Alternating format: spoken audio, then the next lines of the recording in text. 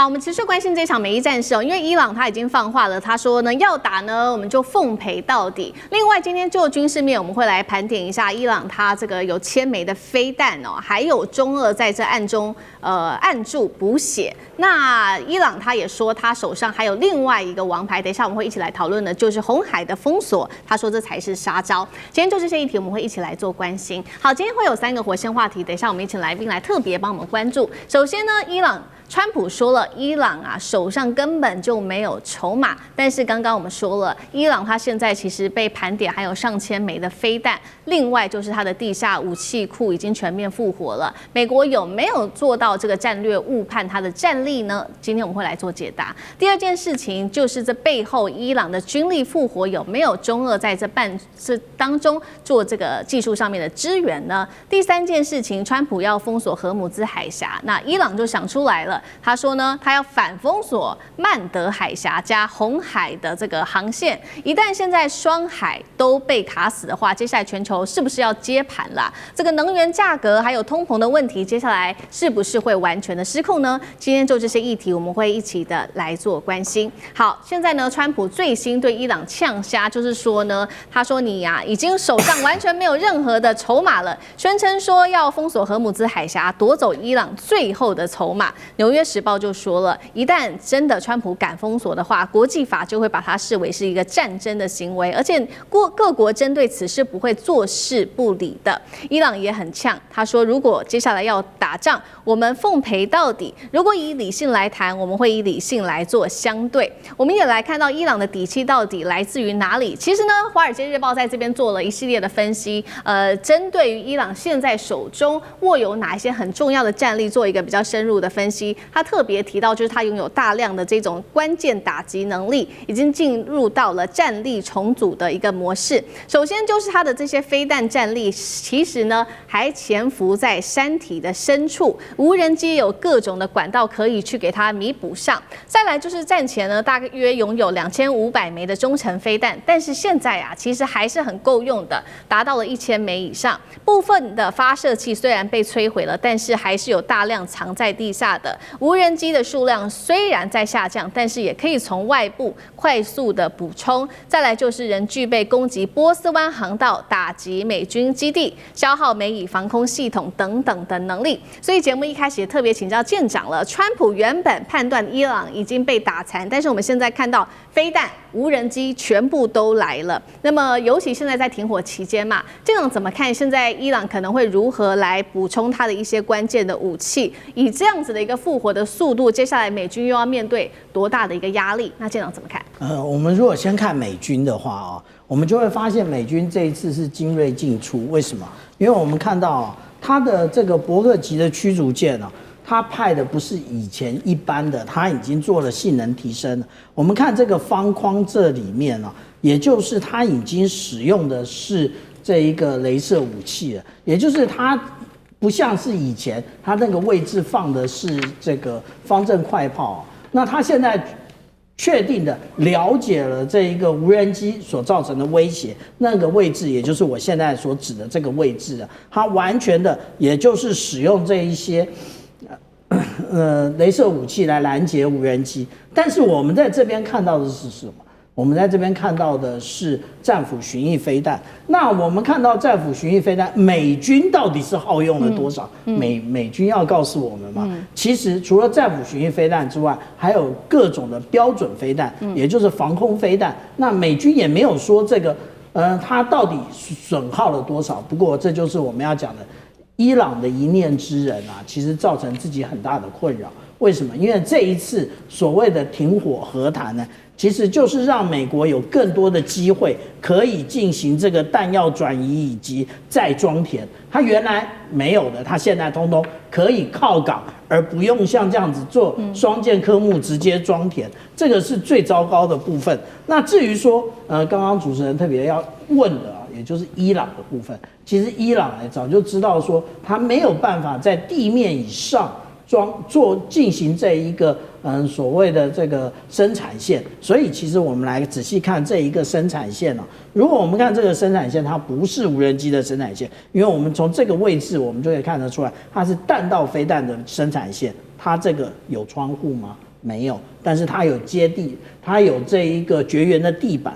那我們這樣子研判來講，它這外面還有防爆門啊，這個就在地下。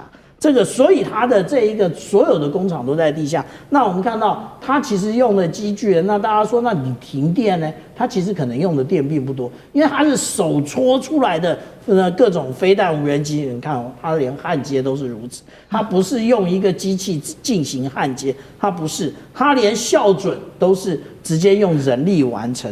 那這也就是啊，美國最困擾的地方。我們之前看到中央司令部還特別攻擊了靠近霍姆茲海峽的這個位置啊。那這個位置正好就是剛剛講到的有關於它的地下的部分。那這裡密密麻麻的遍布的都是它的一個地下庫的飛彈，那或者是無人機的部分啊。那這一個數量呢，到底有多少？大家現在全部是猜的，沒有人有一個正確的數字。那這個也就是啊，當初這個摩薩德或 CIA 啊，沒有滲透到基層，所以呢，他對於高層呢。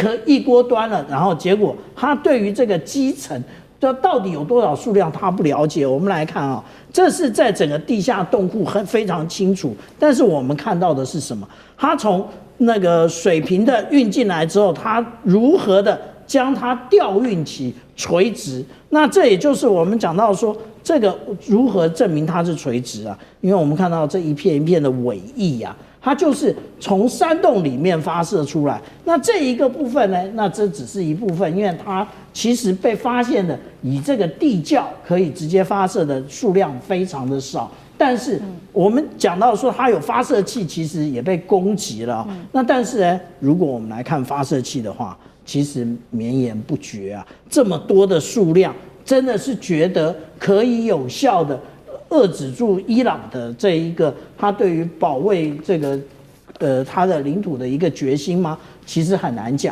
那也就是我們來看到他的對於無人機的部分也是這樣啊，也是滿滿的都是無人機，而且無人機的發射比彈道飛彈更簡單啊。為什麼？因為它可以用彈射，它可以直接用這一個火箭彈射出去，那它就不需要那個過於危險的暴露，而且一發射，它的這個發射器就直接的進入洞庫，洞庫裡面異常複雜，不是只有防爆門而已。所以伊朗它的一個實際的數量我們很難了解，但是美軍的伯克級驅逐艦，它也不過就是一艘96個所謂的我們講的發射單元而已，是可以算得出來的。所以這一次是給了美國一個再整補的機會。好，這個美國恐怕是沒有料到，也就是在這個停戰的期間，現在持續的伊朗在不管是它的地下庫或者是它的工廠裡面，自己持續的加速生產，不管是飛彈、無人機或者小艦長剛帶我們特別看到的它的加速器哦。那其實呢，在伊朗它加速生產的同時，我們現在看到包括了這個其他的國家運進來的武器，也成為幫助伊朗的一個關鍵。我們特別要看到的是中國大陸跟俄羅斯了。中國現在透過第三國來運轉的是它的肩射防空飛彈。再來，我們節目前幾天不是特別講到了 F-15掉下來嗎？被懷疑是說這當中是否有中國的技術在做支撐呢？這是被這個肩射飛彈給射下來的。那另外就是呢，這個軍民兩用的技術是不是中國也有幫助？還包括了火箭燃料啊、無人機的零件等等，這是中國方面。那俄羅斯呢，現在是否有提供衛星的偵察跟情資，還有無人機的技術等等？再來就是現在伊朗手中不是有見證者無人機嗎？這個見證者171，據傳它是透過這種逆向工程，把這個中國大陸的美軍的這個無人機給逆向工程，所以自己做出來了這個見證者171，是這樣嗎？楊老師怎麼看？就我們談這個現在美伊的戰爭哦，以及其他各國的角色，一個很重要的原則，大家要知道，這是美國跟以色列非法的侵略戰爭。美國不是正義之師，所以沒有什麼幫助伊朗就好像是挑戰這個道德底線，或者是說在危害國際秩序。今天是川普跟內塔尼亞胡在危害國際秩序啊！而且聯合國的數據都出來，造成油價、大宗物資的高漲，會造成更多2300萬以上我們台灣人口人數更加的貧窮，面臨到就是說生活的困境。那伊朗在戰前它跟中國、跟俄羅斯、跟許多國家都是戰略夥伴關係。它也加入到金磚組織，它也是就是上海合作組織的成員。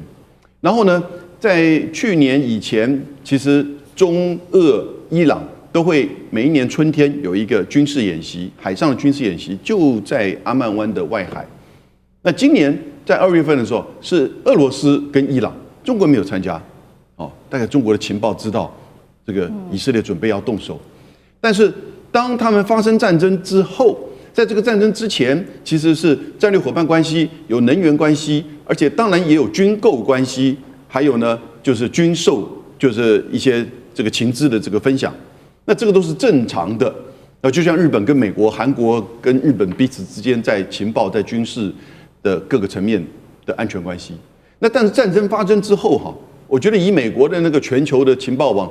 其實，一直到大概是上個禮拜之前，都沒有任何的證據顯示出俄羅斯跟中國有在直接提供武器。但有沒有兩用物項，那我就不知道了。那兩用物項要轉化成軍事武器，那要時間，不是那麼容易。剛才我們看到小艦長所提供的那些畫面哈，那個都是伊朗過去相當長一段時間、數年來累積起來、建構起來，不管是地道，不管是無人機，還是整個系統。那個都不是戰爭2月28號到現在起來突然可以增加的，但是呢，情資的方面或者是定位方面，我覺得俄羅斯是有這個角色。那為什麼在過去這3、4天，你發覺到我們這個思敏剛才提到的紐約時報啊、華爾街日報開始在報道，哇，中國有在提供這個監射飛彈，然後中國大陸駐華盛頓的大使館、駐紐約的這個大使就第一時間跳出來，沒有這回事兒。他現在美國在開始在整個在黑中國，《紐約時報》是猶太人掌控的，他們怕這個事情到後來，整個以色列跟美國，因為現在打輸了嘛，所以呢，中國的影響力更進一步會到中東來，他們怕這個事情，因為基本上其實這幾天的整個從《紐約時報》相關的報道哈，而且我覺得蠻低下的。監射飛彈還要轉彎頭嗎？監射飛彈直接給你就好了嘛。監射飛彈能夠打飛機嗎？那一定要相當低空。現在美國飛機根本不敢飛進去了嘛，對不對？所以我是覺得現在它這個背後都有很多的因素。但是現在你看到中國大陸的的確確哈，是伊朗反而是倒過來，伊朗願意進行停火談判的背後的支持者，甚至保證者。這個連川普都這麼講，也就是說鼓勵伊朗，記得嗎？王毅跟巴基斯坦共同發表了5點倡議，這5點倡議就希望伊朗來巴基斯坦停火談判。